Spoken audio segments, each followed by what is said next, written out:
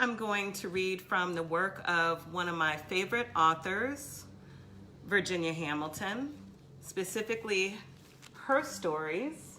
It's a beautiful book, African American Folk Tales, Fairy Tales, and True Tales. And I first began reading Virginia Hamilton as a child. I remember that my mom bought me her middle grade novel chapter book, Zelie. I also read M.C. Higgins the Great. And here's also another one of Virginia Hamilton's books, The Magical Adventures of Pretty Pearl. And Virginia Hamilton is quite a prolific children's author, and she's my favorite author because she has so many different types of children's books, ranging from novels to the picture books with very rich illustrations. And the illustrator for her stories is Leo and Diane Dillon, and they're award-winning illustrators. And so before I get started, I just want to read Virginia Hamilton's biography from her book, and just give you a few other titles of hers that you're welcome to look up, and kids may enjoy them. Teachers and parents may want to look them up as well. Virginia Hamilton is one of the most distinguished writers of our time. Among her many honors, she has been awarded the International Hans Christian Andersen Medal, the National Book Award, the John Newbery Medal, the Coretta Scott King Award, the Edgar Allan Poe Award, the Regina Medal, the Boston Globe Horn Book Award, and most recently the 1995 Laura Ingalls Wilder Medal for her substantial and lasting contribution to literature for children. 3 of her books are Newbery Honor Books, and she has received honorary doctorates from both the Bank Street College of Education and the Ohio State University. Now, Virginia Hamilton has since passed, but her work lives on, and I'm happy to share her work.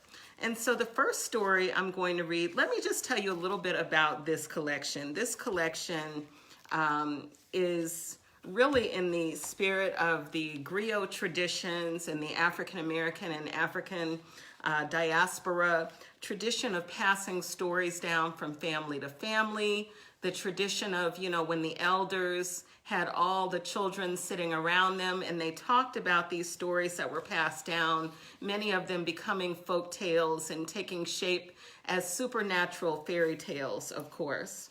And so these stories, I find, may have the traditional elements of certain classic children's fairy tales that we've heard of. However, I really feel like Virginia Hamilton puts her own unique spin on it with the magical element and certainly with a cultural aspect for African American literature and African American history as well. So I'm going to start with the story Good Blanche, Bad Rose, and the Talking Eggs. And let's see if you have any recollection of any other stories that this kind of brings up in your mind in terms of memories of reading certain children's literature. And I'm also going to share some of her terrific illustrations for this story as well. So this is Good Blanche, Bad Rose, and the Talking Eggs. The 2 daughters were Good Blanche and Bad Rose. Their mama loved Bad Rose best because Rose was her spitting image. Mama made Good Blanche do all the housework, while Bad Rose did nothing but rock back and forth in her rocking chair. One day, Mama sent Blanche out with a bucket to get her cold, fresh water. Blanche did as she was told. At the well, she saw an old woman. The woman said, "My little one, give me some water. I am so thirsty." "Yes, Auntie," said Blanche kindly. "Here is a plenty of fresh water for you." She filled the bucket and gave some water to the old woman. "Ah," sighed the woman after she drank 2 cupfuls. "Thank you, my little one. Little one, you are such a good girl, bless your heart." Then Blanche refilled the bucket and carried the heavy load all the way home without spilling any of the fresh water. Not long after this, the mother acted so mean toward her that Blanche ran away deep into the woods. Hidden in the trees, she went here and there, crying and wringing her hands. She was all alone and afraid to go home. She didn't know what to do. Suddenly, she saw the old woman walking in front of her. Little one, why are you crying?" the old woman asked Blanche. "What hurts you?" "Oh, Auntie," Blanche said, "my mama. I'm too afraid to go home." "Well, come with me then," said the old woman. "I will give you some supper and a bed to sleep in, but you mustn't laugh at what you will see." She and Blanche walked hand in hand on through the woods. Does this story sound familiar to you? Little girl walking through the woods, I don't know. It's reminiscent of something, but with Virginia Hamilton's special spin on it. She and Blanche walked hand in hand on through the woods. Thorny bushes opened before them and then closed behind them. Farther along, Blanche saw two axes fighting in midair. "That's very strange," she thought, but she said nothing. As she and the old woman walked on, Blanche saw two arms without bodies, with fists punching. Next, she saw two heads bumping each other. Blanche was shocked and confused, but she kept quiet, for they had reached the woman's cabin. "Make a fire, then, little one." Sorry, let me do that older woman voice again. "Make a fire, then, little one," said the woman. "We'll cook our supper." The old woman sat down by the fire and took off her head. She placed it on her knees and combed her hair. I'm sorry, let's roll that back. The old woman sat down by the fire and took off her head. She placed it on her knees and combed her hair. How very weird, thought Blanche. This must be a magic place. But she didn't say a word about it. I don't know about you, but if I were Blanche, hi Pat, I would be very afraid, very afraid. The old woman put her head back on. She gave Blanche a large bone to put on the fire for their supper. Blanche carefully put the bone in a pot over the fire. At once, the pot was full of good meat to eat. Next, the woman gave Blanche 1 grain of rice to pound. Soon, the table was full of rice.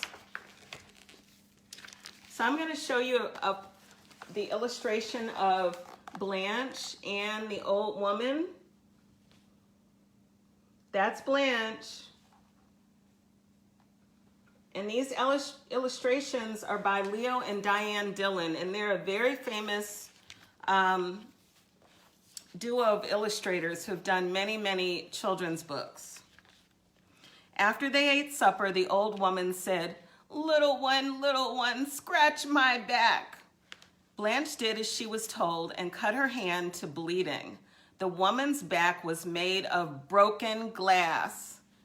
And when she saw Blanche's hand covered in blood, the old woman blew on it. The hand healed. Blanche had a good night's sleep. At daybreak, the old woman told her, "Go home now, little one. You are such a good girl. I will give you a present of my talking eggs.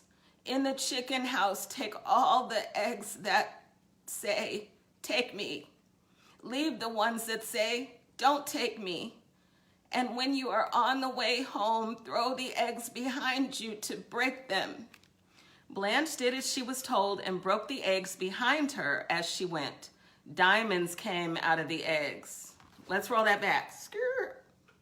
Diamonds came out of the eggs. Then gold came and a beautiful carriage full of fine dresses. When Blanche got home, she filled the house with riches. Her mama was very glad to see her. The next day, Mama said to Rose, "Go to the woods, meet the old woman. You must have finer dresses than Blanche." Rose went to the woods, and all happened as happened to Blanche, but when Rose saw the axes, the arms, and the heads fighting, she laughed. When the old woman took her head off and sat it down on her knees, Rose had to hold her side. She laughed so hard, and she made fun of everything she saw. The following day, the old woman said to Rose, "I can't send you home with nothing, Rose, even though you are not so good. Go to the chicken house. Take only the eggs that say, 'Take me.'" Rose went to the chicken house. Some of the eggs began shouting, "Take me, take me." Others yelled, "Don't take me," over and over. "So you all say," Rose said, "but you don't fool me. I'm taking you who say don't take me." As she walked away, Rose broke the eggs. Out of them came a huge lot of snakes, toads, and frogs which ran after her. Whips came and they whipped Rose. She ran hollering for her mother. "Mama, Mama, help me," she cried. At home, she was too frightened and tired out to speak. Mama saw the ground beasts and the whips. She was furious. "Get out of here, Rose, and take those awful things with you. Go live in the woods." She sent Rose away like a dog, and Rose went, taking her troubles with her. Whew, I'm exhausted just thinking about everything that Blanche went through, and then Rose, and it was like good sister, bad sister. And you know what? One thing about Blanche, see, Blanche saw the old woman take her head off, and she saw the old woman's back all cut up, and you know, it was just a terrible sight. But Blanche didn't complain, and Blanche didn't make fun of the way the old woman was living. But see, here Rose comes, who's like the favorite daughter of the mom. And, you know, Rose, the mom sent her in the woods to try to get all the old woman's goods. And it's like, you get the goods all right. She got those eggs and something terrible came out of those eggs, right? So there's a comment about this story, just a note from the author, that this tale was collected in the Louisiana Creole colloquial speech. And similar stories are widely known in Europe and the United States. One version was printed in the Journal of American Folklore in the late 1800s, and it was titled The Talking Eggs. The earliest version is likely originated from India centuries before it was first written down. And then this story made its way to Africa and Europe and turned into all the different variations. And of course, Virginia Hamilton puts her own variation on it with, of course, African-American characters and African-American children. Okay, so now I'm going to turn to one of my favorite stories in the collection. And again, if you're just joining me, I'm reading from Her Stories. And this is a collection of fairy tales and folk tales written by the notable award-winning children's author, Virginia Hamilton. And she's one of my favorite, well, really, she's my favorite children's author. So now we're going to read Marybel and the Mermaid. I just love this song, this story. I said song, but you know what? Stories and literature to me are like songs. I just want to show you one of the illustrations in this. So there was talk months ago, and I won't name the company or the movie, but just in specific, there was talks months ago that a mermaid in a film or in a movie can't be African American or can't be of color. You know, that's something that a lot of people in our society and culture have never heard of. They were not introduced to it. They're not aware that in fairy tales and folk tales and children's stories that characters take many shapes and forms, and certainly color and ethnicity is not just for one type of character. And so, you know, I got in on the discussion briefly online months ago about, you know, the history of in literature and in African American folk tales, and certainly Caribbean and African, that You know, we know about the African mermaid and the black mermaid, and that's not something that is unusual. And this story certainly presents that. And by the way, just to reference how not new this collection was published in 1995. And these stories, of course, have roots that go way back to, you know, ancient times. We're talking griot storytelling. And so this is just how much that whole debate about a mermaid can't be black or of color was just so ridiculous and outlandish. Okay, so I'm going to read Marybel and the Mermaid. Marybel was the only daughter. Her mother and father treated her well. Yes, and they all lived on life's pleasant shore. But what happened? The mother got ill and she died, and it was not long ago before the father married again. The woman he married had 2 daughters named Belle and Sadie. The girls treated Marybel, like she didn't belong to anyone. Yes, and they treated her like she wasn't even a speck of dirt. Marybel felt so bad all the time she'd run off to the river. She would just stand on the bank and cry.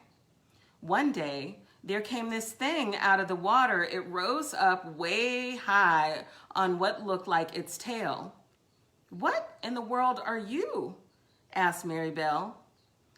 "I'm the mermaid what lives in this water," came the answer. "Don't you see my tail?" "I see you got no legs and that tail," Marybel told her. "But why do you cry, Marybel?" asked the mermaid. "Well, my good mother died," said Marybel. "Then my own father married a woman who has 2 daughters, Belle and Sadie. They keep the meat back from me. They feed me nothing and they treat me like a stepchild." "I don't like the sound of that." "Come with me," said the mermaid. Marybel went with her down and way down deep in the water. It was pretty. It was really pretty down there, full of fishes and caves and wavery light. The mermaid gave Marybel something cool to drink and lots of food to eat. Afterward, Marybel went on back home. All of them, her father, his wife, and her daughters, were having their supper. They wouldn't give Marybel some either.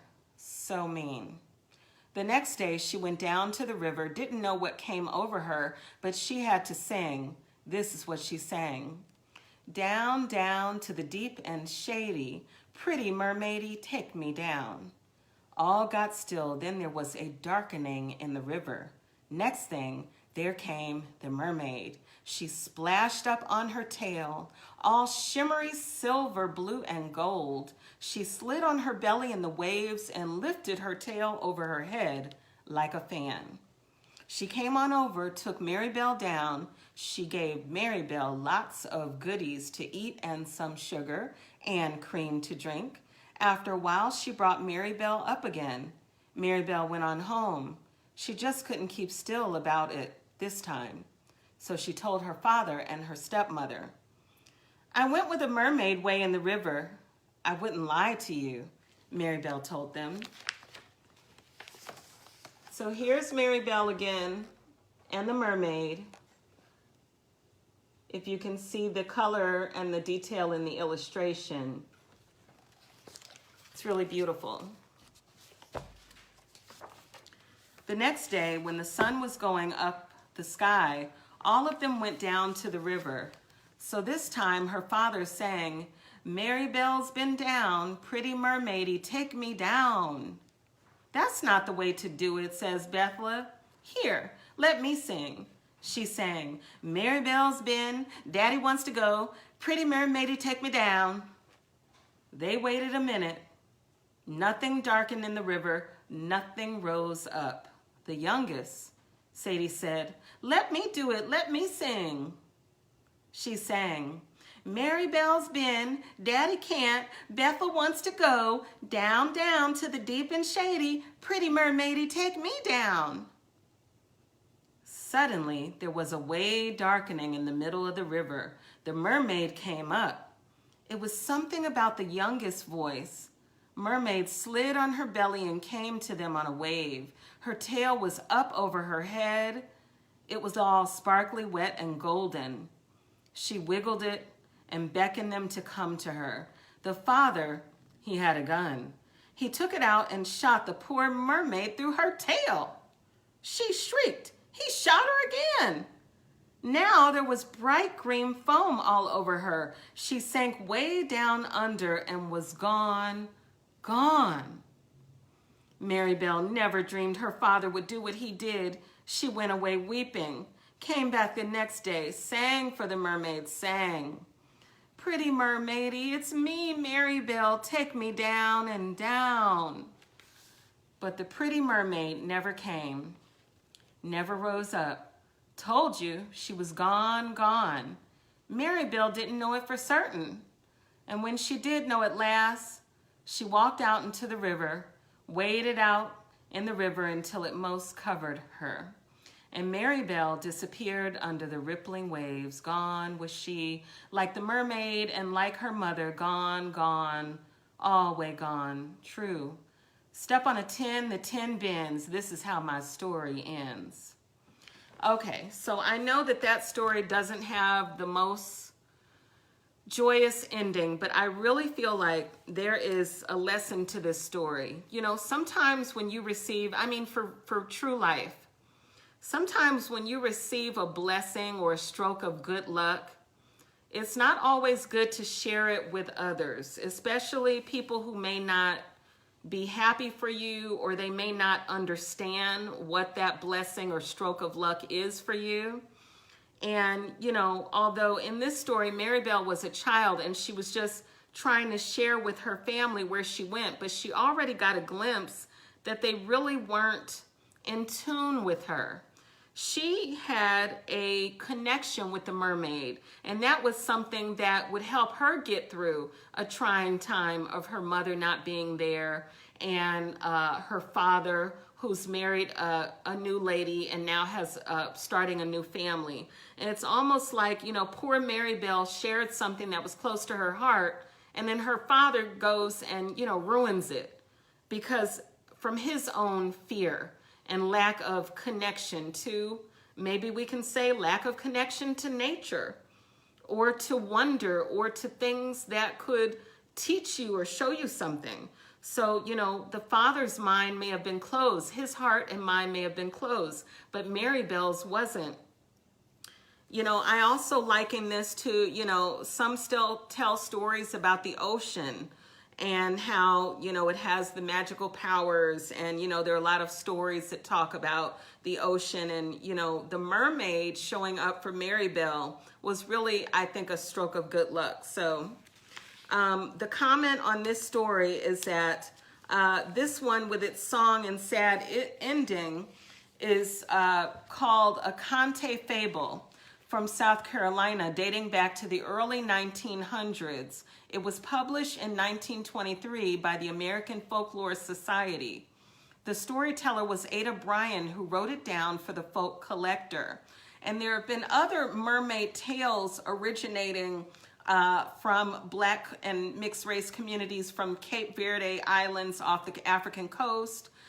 Black Portuguese immigrants brought them to North America and eventually translated them into their new language, English. And the Portuguese seafaring families traveled the east coast of the United States. And so that's sort of the foundation for this story. Okay, so I'm going to read one last story.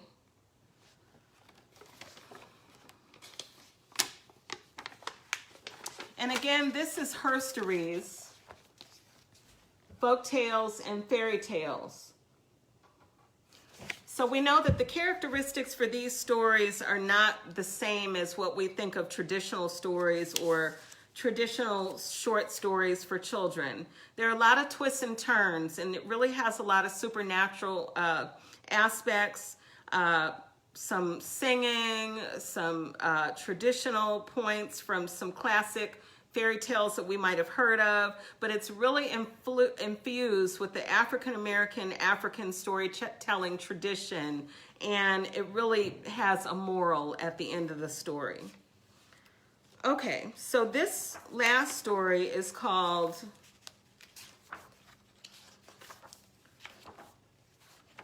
I pinpoint the stories I want to read, and then sometime I change my mind. Let me just make sure this has, okay. All right, so we're going to read Melindy and Little Devil. Melindy and Little Devil, and I'll just show you an illustration before we get started. Sometimes this helps to visualize what's going on in the story. So this is Melindy and Little Devil. Just see if I'm, okay. And I'll show that image again. Once upon a time, when geese were pigs and turkeys danced the barnyard jigs, there lived a child, Melindy. She just loved to sing and dance. Everywhere she went, she sang about it. I'm going to get me some milk from the moo, moo, moo, moo cow. She would sway this way and that, to and fro. One time, Melindy had her pail full of warm milk right from the cow, and she was going home along the fence line. I'm going home to supper. I've got my milk pail by my side, she sang. Just then, she tripped on a rough place on the path.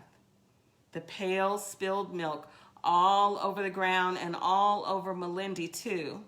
Melindy sat there weeping, staring at that rickety-crickety fence and singing, oh, boo-hoo, poor me. Now Papa will punish me, and I will get no supper, too. Boo-hoo-hoo-hoo-hoo. Something came along on the topmost rail of the fence. It was fuzzy, furry all over. It had a long tail. Uh-oh. You, baboon, Melindy said, sniffling. What are you doing way out here? Baboon didn't say anything because it wasn't. Wait a minute, I hope I didn't skip something. Hold on. No, that was right. I thought my pages were sticking. Okay. You, baboon, Melindy said, sniffling. What are you doing way out here? Baboon didn't say anything because it wasn't any. Melindy saw that when Melindy saw that what she thought was an animal had a pitchfork. I know you, she said. You're a devil. She started blubbering hard again, but she wasn't crying over her spilt milk. No, she wasn't. Now, the devil said. Don't take on so, I wouldn't hurt you. At that, Melindy stopped crying. You're a tiny fellow, she said, for the devil looked to be the size of a slender monkey. They call me Little Devil, he said, but I know how to change. He grew to a giant size, blotting out the trees. Goodness, said Melindy, you are truly something awful.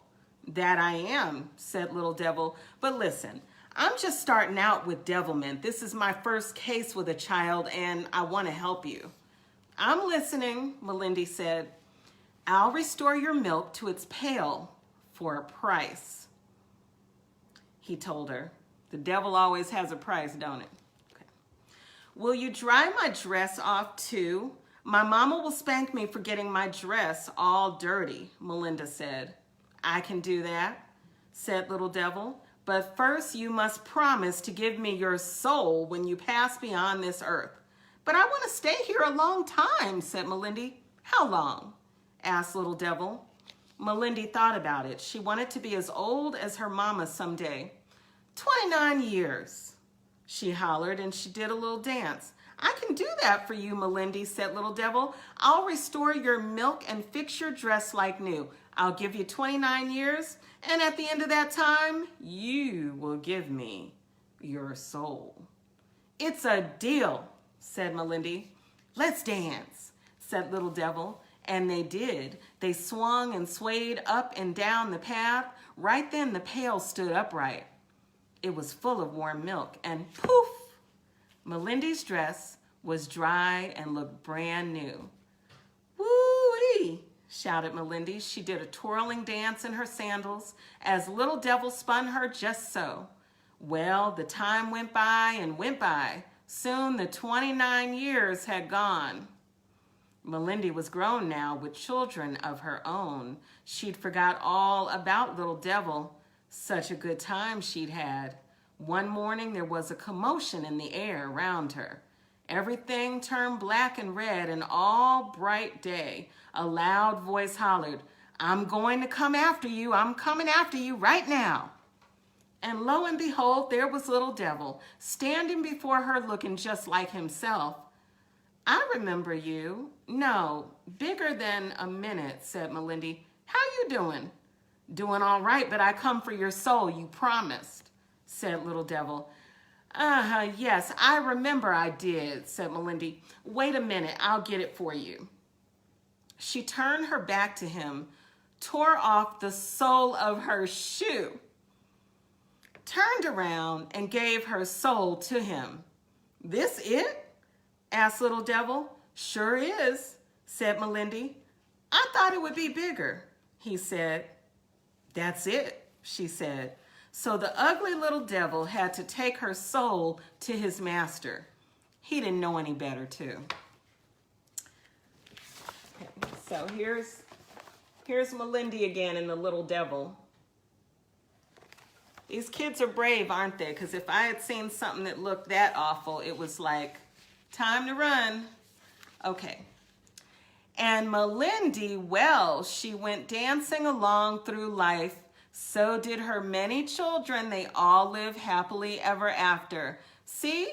Because the devil can get your soul but one time. After that, he has to quit. That's all. All right, so that story had a good ending. Much nicer than the previous one. Still a folk tale, still a fairy tale, still with some terrible little aspect to it, but it was, you know, kind of humorous. Okay, so the author's note on this story is versions of this tale dating back to 1890 are found in Virginia, the Carolinas, and Georgia. Southern black folk tellers had much to say about ghosts and devils. Having become Christians in America, they acquired the personal devil of Christianity. However, the idea of guardian spirits and spirits in and around everything is African in origin. In the lighthearted Melindy and Little Devil, the heroine is a young girl, and the single person devil, or the personal devil, comes directly from Sunday school teachings and her family's belief in God and Christianity. There's a trace of legend here back to the Middle Ages, to the story of a Dr. Faustus, the magician said to have sold his soul to the devil in exchange for knowledge and power. In our story, the outcome is amusing. The tale uses the play on like sounding words, soul, S-O-U-L, soul, S-O-L-E, for comical effect. Okay, so that is the last story in Virginia Hamilton's Herstories. If you're interested in this book, certainly Google the author and check out on many retailers online where books are sold. I've had this book for a number of years and have read it to children in different age groups. And the illustrations are beautiful, and it's just a really great collection to have. Okay, well, thank you for joining me today for this Friday Read Aloud. I hope everyone is staying safe and have a wonderful weekend.